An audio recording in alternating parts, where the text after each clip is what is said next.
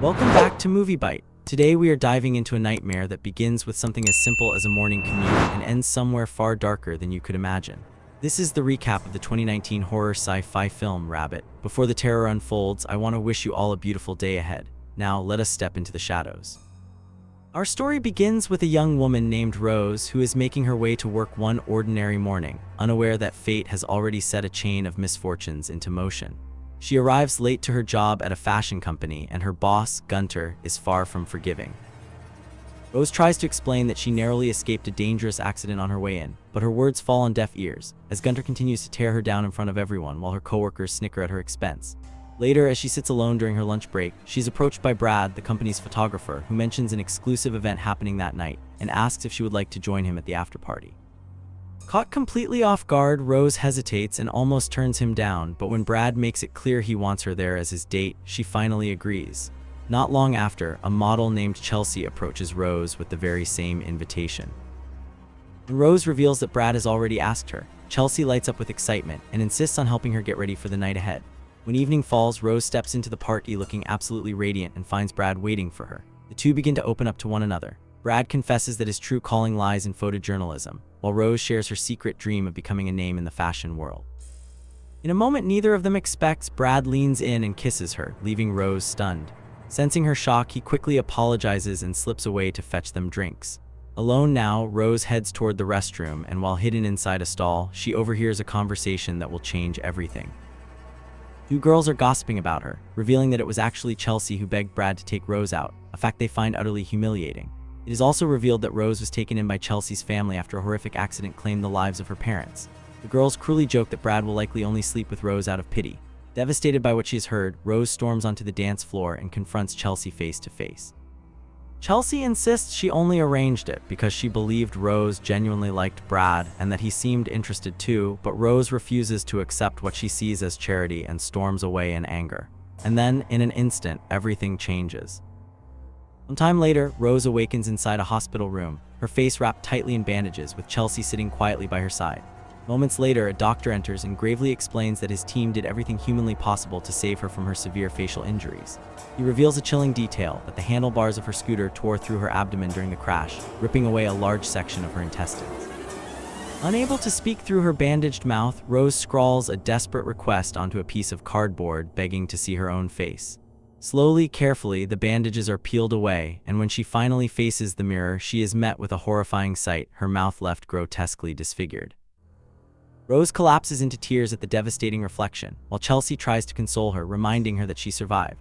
Once Rose is released from the hospital, Chelsea brings her home and has carefully arranged everything for her comfort, walking her through where each item is placed. She then leaves for work, and alone, Rose slowly unwraps her bandages, staring into the mirror, weeping at the ruin of her once familiar face. She attempts to blend fruit into a liquid and drink it through an oversized syringe, but she spills most of it and ultimately vomits from the effort. Later, checking her email, Rose discovers a strange video sent from a place called the Burroughs Clinic. The video introduces a concept known as transhumanism, a theory suggesting that humanity could transcend its physical and mental boundaries through science and technology. The clinic claims to offer an experimental stem cell treatment, unavailable to the general public, paired with lifetime medical coverage, and the offer proves impossible for Rose to resist. Without delay, she and Chelsea travel to the Burroughs Clinic the very next day, where they come face to face with the enigmatic Dr. Burroughs. He examines her closely and informs her that a stem cell procedure could fully restore her face. When Rose admits she cannot afford it, he reveals that the treatment is entirely free, since the clinic requires test subjects to refine their methods, making the arrangement mutually beneficial. Rose voices her fear about the risks, but the doctor reassures her that she will not be the first, claiming the procedure has already proven successful on many others. Once he leaves, Rose confides in Chelsea that she is terrified, but Chelsea urges her to take the chance. She reminds Rose that they simply cannot afford proper reconstructive surgery, and that this offer is one she cannot pass up since she has nothing left to lose. In the following scene, preparations begin for the surgery, and we see Dr. Burroughs and his team, all dressed in robes the color of blood, moving with an eerie, ritualistic precision. As the procedure commences, the doctor spreads a strange, gelatinous, translucent substance across the damaged area of Rose's face. Later, while Rose lies unconscious, Brad arrives with a bouquet of flowers but leaves quietly without waking her, only to be stopped by Dr. Burroughs, who pulls him aside for a private conversation. Meanwhile, Rose stirs awake, anxious and uncertain, and stands before a mirror before slowly removing her bandages. She's overjoyed to find her wounds completely healed, and even more astonishing, she now appears more stunning than ever before. But suddenly, a violent hunger grips her stomach and she leaves the room in search of food, wandering toward the pool. There, she encounters a man whose face seems familiar, and he introduces himself as Dominic, a well-known television actor. Moments later, Rose is overtaken by an inexplicable urge and begins kissing him fiercely, an advance he eagerly returns until she realizes with horror that she has bitten him, drawing blood. Furious, Dominic lashes out at her and Rose flees in shock and shame. The next morning, she recounts the incident to Dr. Burroughs, convinced it was merely a nightmare. But the doctor brushes it off, calling it nothing more than a side effect of her surgery, and prescribes medication to help manage her condition. He warns her of possible symptoms, including nausea, dizziness, and vivid hallucinations. He also hands her a specially formulated protein shake, designed to meet her dietary needs whenever solid food becomes too difficult to keep down. Shortly after, Chelsea arrives to pick her up and is left speechless by Rose's transformed appearance. Rose casually mentions that she no longer even needs her glasses. As they head home, Chelsea encourages Rose to return to her passion for designing, and Rose agrees. She settles down to sketch, her mind drifting back to the humiliation Gunter once put her through, when a sudden knock at the door interrupts her thoughts. It is Brad, and the moment Rose opens the door, he is left in awe of her breathtaking new appearance. He apologizes sincerely for what happened between them and asks for another chance at a date, but Rose firmly declines and asks him to leave. That evening, Rose heads to a club to spend time with Chelsea, where fate brings her face to face with her former boss, Gunter. He compliments the dress she is wearing and is stunned to learn it is one of her own original designs. Impressed, he invites her back to work, revealing that a new collection line is set to launch in just 2 months, an offer Rose accepts without a moment's hesitation. Later that night, as she drinks and dances, Rose finds herself drawn to a stranger, and the two slip outside together. Their passionate encounter takes a horrifying turn, as Rose suddenly tears at his skin and sinks her teeth into his neck, and the scene abruptly shifts to her waking peacefully in her own bed as though nothing had ever happened. Convinced it was only a dream, she reaches for the protein bottle the doctor had given her and takes a sip. Elsewhere across the city, television actor Dominic is on set filming, but something is terribly wrong as he grows increasingly erratic and violent. He struggles desperately to hold himself together until control slips away entirely. In a burst of savagery, he attacks a fellow actor, tearing the flesh from his face with his own teeth. Back at her apartment, Rose is startled awake by the violent growling of her stomach and searches desperately for something to eat. But before she can find relief, a searing pain tears through her abdomen and she collapses to the floor. After a while, she wakes feeling somewhat restored and drinks another dose of her protein shake. Yet her hunger refuses to fade, driving her to pull a raw steak from the refrigerator, despite having once been a committed vegetarian. Rather than cooking the meat, she disturbingly runs her tongue across it and drinks the blood pooling beneath it. Not long after, a troublemaking man is thrown out of a nearby club and begins harassing women on the street outside, catching Rose's attention. She approaches him under the pretense of asking for a ride, and he willingly lets her into his car. But once inside, Rose sinks her teeth into his neck and drains his blood without mercy. In the next scene, Rose wakes in her own bed once again, blood staining her lips, with the previous night's coat hanging ominously beside her. The story then shifts to a hospital, where a nurse rushes toward the sound of disturbing noises coming from a patient's room. It is revealed to be the very man Dominic had attacked earlier, now recovering from reconstructive surgery. Without warning, he lunges at the nurse, biting her savagely as though possessed by something inhuman. A male staff member rushes in to help, only to become the creature's next victim. Meanwhile, Rose returns to see Dr. Burroughs and confesses her growing cravings for raw meat and blood, but he dismisses her concerns as a mere side effect of anesthesia. She also describes the intensifying hallucinations plaguing her, but he insists they are simply dreams, nothing more. Later at work, Gunter reviews Rose's latest designs and is so impressed that he decides to feature them in his upcoming collection, filling her with excitement. Elsewhere at the hospital, an official from the Centers for Disease Control arrives to discuss the escalating crisis with a physician.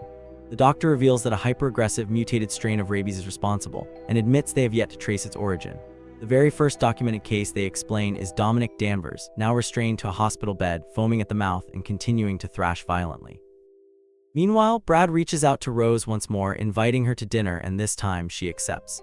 Over the meal, she confides in him about her constant hunger, admitting the only thing she can keep down is the protein shake from the clinic. She also mentions her disturbingly vivid nightmares, prompting Brad to reveal he has something important to share. As he gently touches her face, Rose suddenly bites down on her own tongue in shock. She rushes to the restroom and is horrified to discover a set of sharp, unfamiliar teeth lining her mouth. Panicked, Rose attempts to flee the restaurant, but chaos erupts as a deranged man shatters through the front window and begins attacking anyone in his path. He turns his violence on the other diners until Brad intervenes, striking him repeatedly with a fire extinguisher until he finally stops moving, unaware that Rose has already vanished.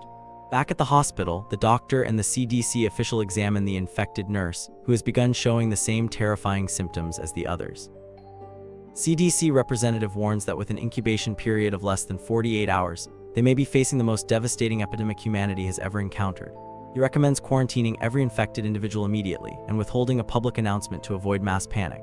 At that very moment, a man dressed in a Santa Claus costume appears, clearly infected, and is shot dead by police on the spot.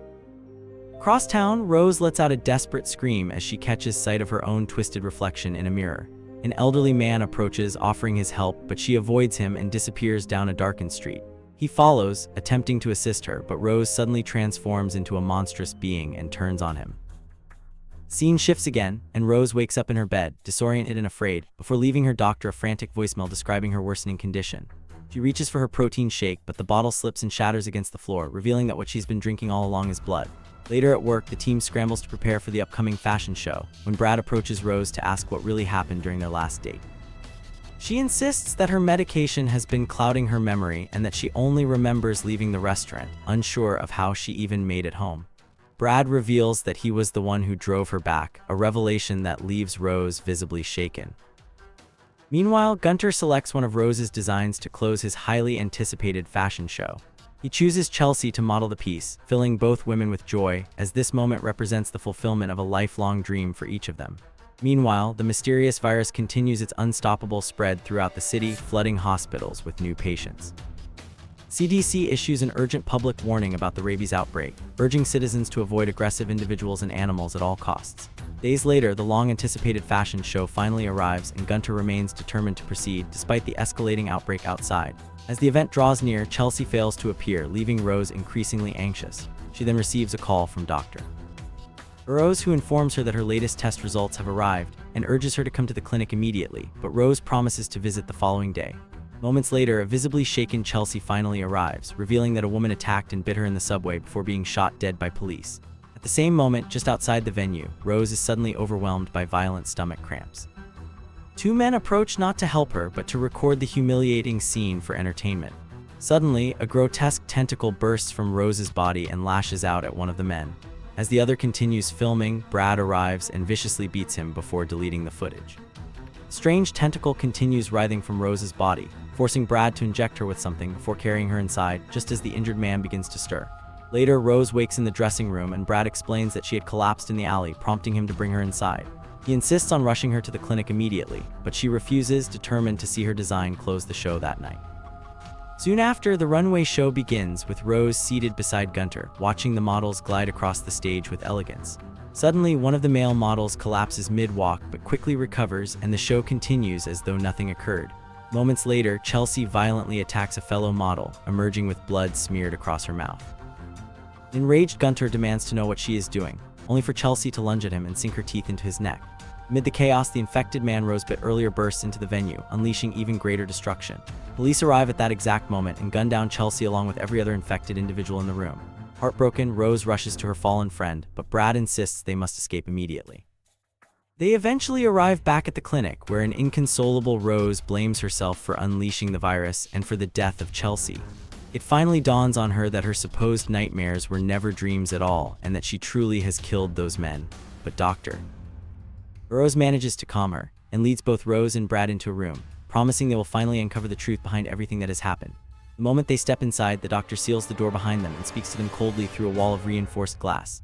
In a shocking twist, Burroughs reveals that Brad had known the truth all along. He had personally asked Brad to watch over Rose, an arrangement Brad accepted, driven partly by his ambition for a compelling story. Consumed with fury and betrayal, Rose accuses Brad of treating her like nothing more than a science experiment, while he insists his only intention was to protect her. The doctor then triggers a mechanism that showers Brad in a torrent of blood. This unleashes an uncontrollable hunger within Rose, and Dr. Burroughs urges her to surrender to the predator hidden inside her.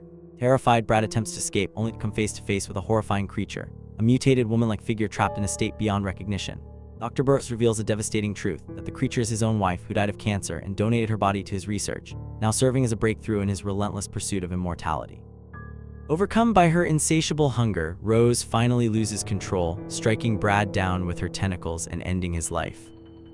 The doctor, thrilled by the sight, urges her to feed on his remains, but Rose refuses and instead turns her fury on the grotesque creature, stabbing it repeatedly until it finally dies, leaving Dr. Burroughs utterly shattered.